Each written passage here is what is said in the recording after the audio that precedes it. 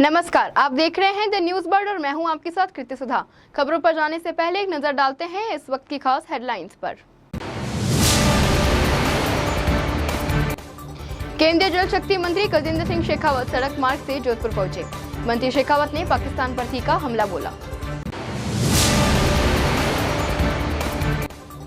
शहर विधायक अतुल बंसाली ने मथुरा दास माथुर अस्पताल की व्यवस्थाओं का निरीक्षण कर आवश्यक दिशा निर्देश दिए।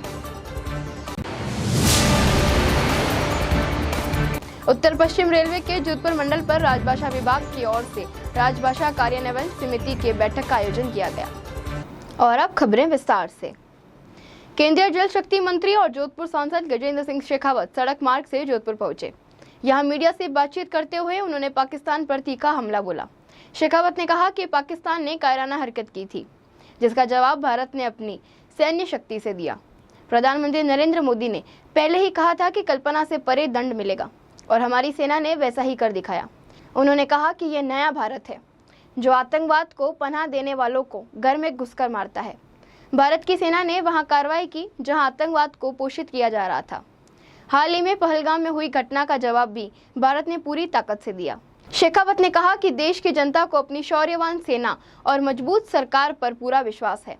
जोधपुर प्रवास के बाद केंद्रीय मंत्री जैसलमेर के लिए रवाना हुए। वे पोखरण और फलोदी का भी दौरा करेंगे। जैसलमेर रवाना होने से पहले शेखावत प्रशासनिक अधिकारियों के साथ बैठक कर आवश्यक फीडबैक लेंगे और जरूरी निर्देश भी देंगे। उन्होंने बताया कि सांसद होने के नाते वे क्षेत्र के विभिन्न पहलुओं पर चर्चा करेंगे। भारत पाकिस्तान की सीमा से उनका गहरा नाता रहा है। वे वर्षों तक सीमा जन कल्याण समिति से जुड़े रहे हैं और बाड़मेर व जैसलमेर की अंतर्राष्ट्रीय सीमाओं से भली भांति परिचित है। पहलगाम में जिस तरह की शर्मनाक और कायराना हरकत पाकिस्तान ने की थी, माननीय प्रधानमंत्री जी ने उसका निंदा करते हुए कहा था कि ये भारत की अस्मिता पर हमला है, ये मानवता पर हमला है। और ऐसा दुस्साहस करने वाले लोगों को और उनके आकाओं को, उनके पीछे खड़े लोगों को, जो वो कल्पना नहीं कर सकते, उससे भी कठोर दंड दिया जाएगा। इससे पहले भी उरी और पुलवामा के समय जिस तरह से भारत ने सर्जिकल और एयर स्ट्राइक करके पूरे विश्व को ये संदेश दिया था कि ये नया भारत है, ये समर्थ भारत है, ये सक्षम भारत है, ये घर में घुसकर मारने वाला भारत है। अब भारत के विरुद्ध चलने वाली किसी भी गतिविधि को, चाहे वो भारत की भूमि से हो या बाहर कहीं अन्यत्र किसी देश से, वो बर्दाश्त नहीं करेगा। और इस बार फिर भारत ने ऐसे सारे हाइडआउट्स, भारत की सेना ने, जहां इस आतंकवादी मानसिकता को पल्लवित पोषित किया जाता था, जहां भारत की भूमि के विरुद्ध इस तरह के षड्यंत्र किए जाते थे, उन्हें ट्रेनिंग दी जाती थी, उनके खिलाफ कार्रवाई की। और भारत ने पहलगाम में हुई घटना का हिसाब बराबर उसके माध्यम से किया। मैं सिर्फ इस समय पर इतना कहना चाहता हूं कि देश की जनता को देश की शौर्यवान सेना पर और देश के नेतृत्व पर भरोसा है और निश्चित रूप से देश के हित, देश के मान, देश के सम्मान को बनाए रखने के लिए देश का नेतृत्व और देश की सेनाएं पूरे ऊर्जा, प्राण और प्रण से जुटी हुई। भारत पाक तनाव के बीच सभी एजेंसी अलर्ट मोड पर है। वहीं जोधपुर संभाग के सबसे बड़े अस्पताल मथुरा दास माथुर अस्पताल की व्यवस्थाओं को भी सुदृढ़ किया जा रहा है। शहर विधायक अतुल बंसाली ने आज एमडीएम अस्पताल का आकस्मिक निरीक्षण किया और अस्पताल अधीक्षक डॉक्टर विकास राजपुरोहित ने व्यवस्थाओं के संबंध में विस्तृत चर्चा की। एमडीएम अस्पताल का निरीक्षण करने के बाद विधायक अतुल बंसाली और अस्पताल अधीक्षक डॉक्टर विकास राजपुरोहित से खास बातचीत the News Bird chief bureau Ashish Purohit ने की। भारत और पाकिस्तान के बीच चल रही तनाव की स्थिति के चलते देश में जहां चिकित्सा व्यवस्था को और बेहतर बनाने की कवाल जारी है, वहीं जोधपुर शहर के सभी अस्पतालों में शहर विधायक अतुल बंसाली खुद निरीक्षण कर रहे हैं और यहां के अस्पताल की जो व्यवस्था है उनका जायजा ले रहे हैं। आइए इनसे बातचीत करते हुए जानते हैं। सर, आज मथुरा दास माथुर अस्पताल में आपने जिस तरह से व्यवस्थाओं का निरीक्षण किया है, क्या यहाँ पर पाया आपने? हमारा एक ही अभी लक्ष्य है कि कोई भी आपात स्थिति में अगर नज़दीकी बॉर्डर एरिया से या जोधपुर से भी अगर रेस्क्यू करके 100, 200, 300 लोगों को एकदम लाया जाए तो उन लोगों को अस्पताल और उसकी पूरी व्यवस्था में हम उनको एब्जॉर्ब कर पाते हैं और फैसिलिटेट कर पाते हैं। यही एक हमारा आज इस दौरे का एक था, क्योंकि उस समय एक साथ पेशेंट आएंगे एक साथ और लगभग सब ट्रॉमा के ही मरीज होंगे, क्योंकि बम से और इससे जो अगर हुई होगी तो मेरा ये माननीय विकास जी राजपुर अधीक्षक और सभी कर्मचारियों को इतना ही बोला, जितना हो सके काम का विकेंद्रीकरण कर लो। एक आदमी अपने ऊपर पूरा बोझ लेके नहीं चले। अगर हम पूरी व्यवस्था को 10-20 लोगों में बांट देंगे तो मैं समझता हूँ कि 10-15 मिनट के अंदर जितनी व्यवस्था हमको चाहिए वो माकूल व्यवस्था हो जाएगी, क्योंकि ये कोई अनहोनी भगवान करे ऐसी जरूरत नहीं पड़े, फिर भी अगर जरूरत पड़ती है तो हमारी व्यवस्था क्या है उस बारे में आज एक औचक हम लोग आपस में बात करके ये निरीक्षण कर रहे हैं। और मैं समझता हूँ कि हम सब लोग सजग रहकर इस व्यवस्था को संभालेंगे तो हम 100% इस परिस्थिति के अंदर लोगों को सेवाएं देने में कामयाब रहेंगे। सर, केंद्रीय चिकित्सा मंत्री खुद एक आपात बैठक ले रहे हैं, आपने यहाँ का निरीक्षण किया है, ट्रॉमा जो इमरजेंसी है यहाँ पर आपने कौन सी व्यवस्था है जो आपको लगी बेहतर है और किन व्यवस्थाओं में और सुधार की जरूरत है विशेष रूप से? वैसे MDM हॉस्पिटल के अंदर उपचार और बेड की और सारी व्यवस्था ठीक है। लगभग अभी भी 200 बेड की खाली रखकर व्यवस्था की गई है। छोटी मोटी अव्यवस्था हो सकती है, वो कहीं पे भी बड़ा हॉस्पिटल हो सकती है, उसकी भी जानकारी जो मेरे को आई हम सब ने मिलकर उसमें भी अगले 2-3 घंटे में उसको इमीडिएट सुधारना। और सबसे बड़ी चीज़ है डॉक्टर बेड अवेलेबल रहे, ट्रॉली और ट्रॉली के ऊपर आदमी अवेलेबल रहे, और ज़रूरी नहीं है उस समय उतना स्टाफ हो। तो हमने डॉक्टर साहब से और यहाँ के अधीक्षक से ये भी बात की, आपको स्वयंसेवी संस्थाएं जैसे राष्ट्रीय स्वयंसेवक संघ जिन्होंने खुलकर आगे आकर इस काम के लिए अपना हाथ बढ़ाने का हमको बात किया है, तो वहाँ से भी हम स्वयंसेवकों को हॉस्पिटल में भेज सकते हैं।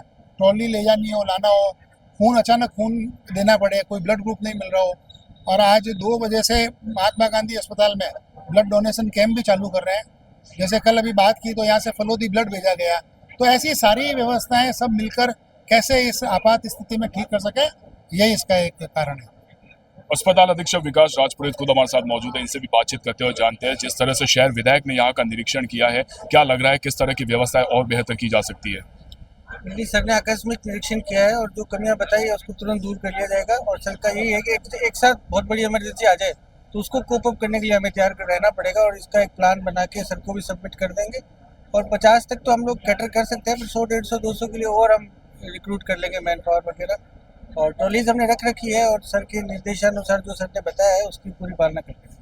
तो देखिए, शहर विधायक अतुल बंसाली ने बताया किस तरह से किसी भी तरह की आपात परिस्थिति में, चाहे जोधपुर शहर से अस्पतालों से रक्त भेजना हो, चाहे उचित यहाँ पर बेड की व्यवस्था हो, चाहे यहाँ से नर्सिंग स्टाफ भेजना हो, सभी तरह की व्यवस्थाओं के लिए जोधपुर जो अस्पताल प्रशासन है वो पूरी तरह से तैयार है। कैमरा पर्सन राहुल जोशी के साथ Ashish Purohit, the News Bird, Jodhpur. Bharat Pakistan के बीच तनावपूर्ण स्थिति को देखते हुए जोधपुर में सुरक्षा एजेंसियां हाई अलर्ट पर हैं।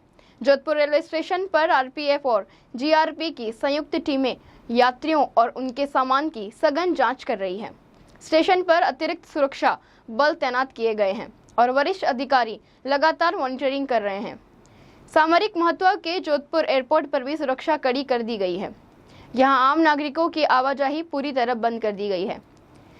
CISF के हथियारबंद जवान एयरपोर्ट के भीतरी और बाहरी परिसर में तैनात किए गए।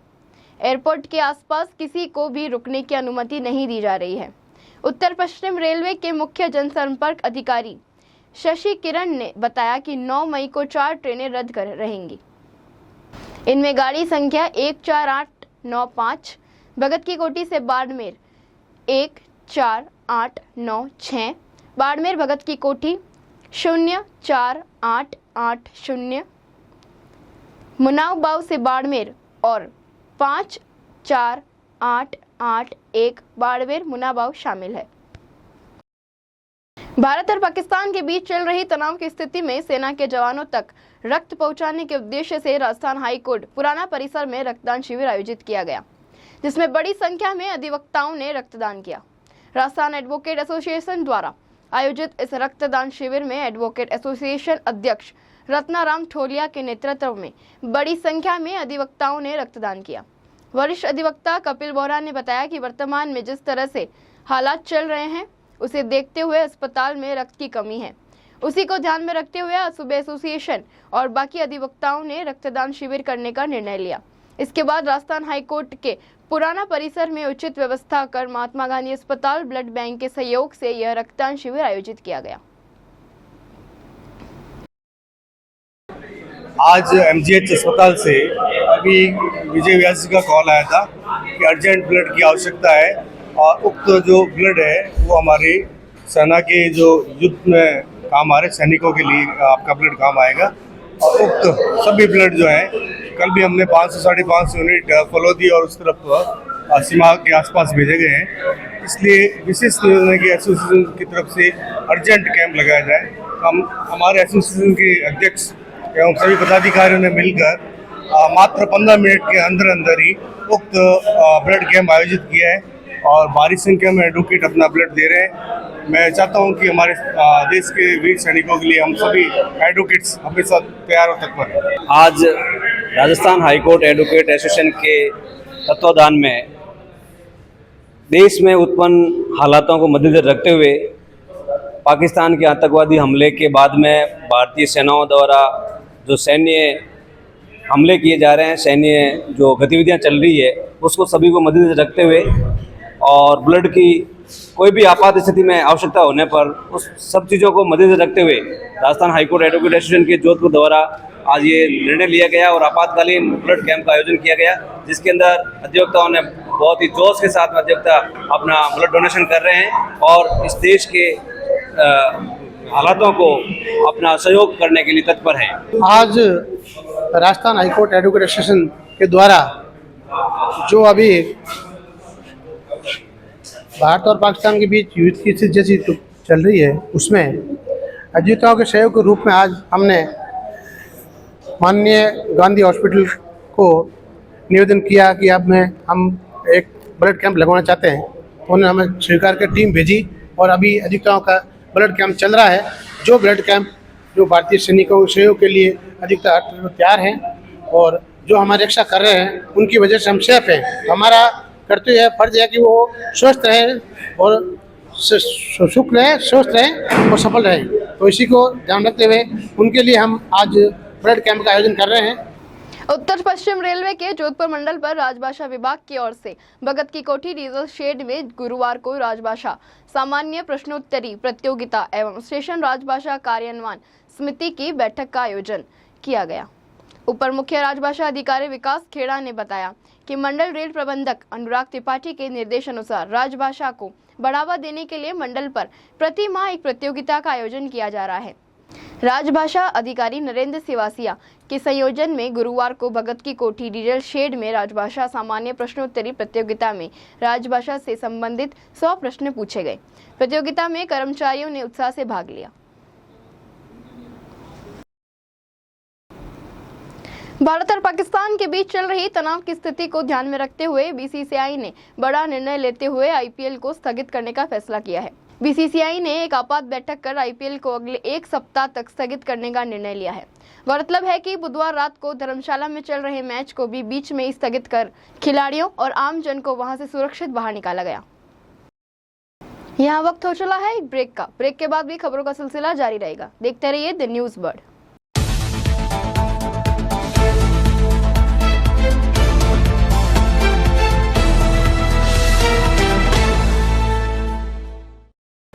ब्रेक के बाद एक बार फिर से आपका स्वागत है। तारानगर नगर पालिकाओं ने जमादार रहे स्वर्गीय मुकेश वाल्मीकि की प्रथम पुण्यतिथि पर उनके परिवारजनों के सौजन्य से क्षेत्र के उप जिला अस्पताल में वाटर कूलर लगवाया गया एवं मरीजों को फल वितरित किए गए। अस्पताल के पीएमओ डॉक्टर गजानंद रसगानिया व डॉक्टर देवीलाल जोशी ने रिबन काटकर वाटर कूलर का उद्घाटन किया। अस्पताल स्टाफ ने इस नेक कार्य के लिए मुकेश वाल्मीकि परिवार का धन्यवाद ज्ञापित किया। रेलवे सुरक्षा बल आरपीएफ ने त्रिपुरा सुंदरी एक्सप्रेस ट्रेन संख्या 14620 में एक बड़ी कार्रवाई करते हुए हथियारों की तस्करी की कोशिश को नाकाम कर दिया। बदरपुर से अगरतला के बीच सफर के दौरान आरपीएफ की ट्रेन एस्कॉर्ट टीम ने जनरल कोच की तलाशी के दौरान 2 संदिग्ध पिट्ठू बैग जब्त किए, जिनमें से 8 हस्त निर्मित देसी पिस्तौल और 16 मैगजीन बरामद किए। आरपीएफ अधिकारियों के अनुसार अगरतला पोस्ट के सुरक्षाकर्मी वर्तमान सुरक्षा स्थिति को देखते हुए गहन निगरानी अभियान चला रहे थे। इसी दौरान जनरल कोच की ऊपरी सीट पर छोड़े गए 2 बैग की जांच की गई। बैगों में भूरे रंग के सेलो टेप में लिपटे हथियार पाए गए। बरामद हथियारों को आरपीएफ पोस्ट अगरतला में जमा कर आगे की कानूनी कार्रवाई के लिए सौंप दिया गया है। उत्तर पश्चिम रेलवे के जोधपुर मंडल ने संपूर्ण रेल विद्युतीकरण का लक्ष्य हासिल कर लिया है। इसके साथ ही मंडल के लगभग सभी रेल मार्गों पर इलेक्ट्रिक इंजन से ट्रेनों का संचालन भी प्रारंभ हो चुका है।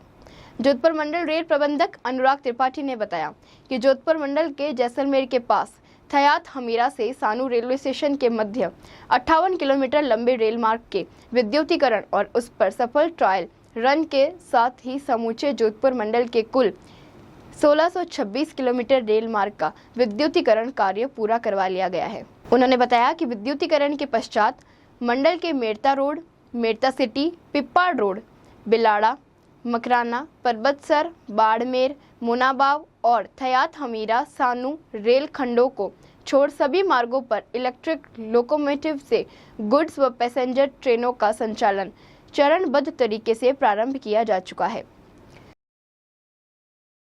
जोधपुर रेल मंडल भारतीय रेलवे का एक महत्वपूर्ण रेल मंडल है। यह 1626 रूट किलोमीटर में फैला हुआ है। वर्तमान में पूरा जोधपुर मंडल विद्युतीकृत हो चुका है। यह कार्य 2022 में प्रारंभ हुआ और अब संपूर्ण हो चुका है। जोधपुर मंडल में अगर हम देखें तो विभिन्न दिशाओं में हमारी ट्रेन जाती हैं। जोधपुर से जयपुर, जोधपुर से बाड़मेर, जोधपुर से बीकानेर, जोधपुर से भिरड़ी, जोधपुर से मारवाड़, इवन डेगाना सेक्शन, संपूर्ण सेक्शन इलेक्ट्रिफाइड हो चुका है। इसके अलावा सिर्फ मेन लाइन ही नहीं, इसके अलावा हमारे पास जो यार्ड्स की लाइन है, जो वॉशिंग लाइन है, जो हमारी पिट लाइन्स हैं, जो हमारे डीजल सेट की लाइन्स हैं, उनको भी इलेक्ट्रीफाइड किया जा चुका है। इलेक्ट्रीफाइड होने के, विद्युतीकृत होने के बहुत सारे फायदे भारतीय रेलवे को मिल रहे हैं। एक तो ये सस्ता साधन है, हमारी बचत होती है। दूसरा, पर्यावरण की बहुत सारी सुरक्षा होती है, क्योंकि जब डीजल इंजन प्रयोग में आता है तो प्रदूषण की बहुत सारी चीज़ें सामने आती हैं। इलेक्ट्रीफाइड इंजन में पर्यावरण की भी रक्षा होती है। इलेक्ट्रीफाइड इंजन ज़्यादा भार क्षमता को वहन कर सकता है। लोड बियरिंग कैपेसिटी इसकी ज़्यादा होती है। ये भी फायदे हमारे पास हैं। कार्बन एमिशन कम होता है। इस हिसाब से देखें तो इलेक्ट्रीफाइड रूट के अपने बहुत सारे फायदे हैं, जो आर्थिक प्रगति के साथ साथ हमको प्रदान करते हैं। मैं जोधपुर की जनता को बताते हुए ये कहना चाहूँगा कि ये कार्य हम लोगों ने बहुत कम समय में पूरा किया है। वर्तमान में 50% से ज़्यादा ट्रेनें हम इलेक्ट्रिक इंजन से चलाना शुरू भी कर चुके हैं और कुछ ही समय में डीजल इंजन की जगह इलेक्ट्रिक इंजन 100% प्रारंभ हो जाएंगे। मैं आप सबको इसके लिए शुभकामना देता हूं, विशेषकर जोधपुर मंडल को, भारतीय रेलवे को, जिन्होंने न सिर्फ अपनी क्षमता को बढ़ाने के लिए वरन पर्यावरण की दिशा में एक महत्वपूर्ण कदम लेते हुए ये कार्य किया है। आइए अंत में एक बार फिर से नजर डालते हैं इस वक्त की खास हेडलाइंस पर। केंद्रीय जल शक्ति मंत्री गजेंद्र सिंह शेखावत सड़क मार्ग से जोधपुर पहुंचे। मंत्री शेखावत ने पाकिस्तान पर तीखा हमला बोला। शहर विधायक अतुल बंसाली ने मथुरा दास माथुर अस्पताल की व्यवस्थाओं का निरीक्षण कर आवश्यक दिशा निर्देश दिए।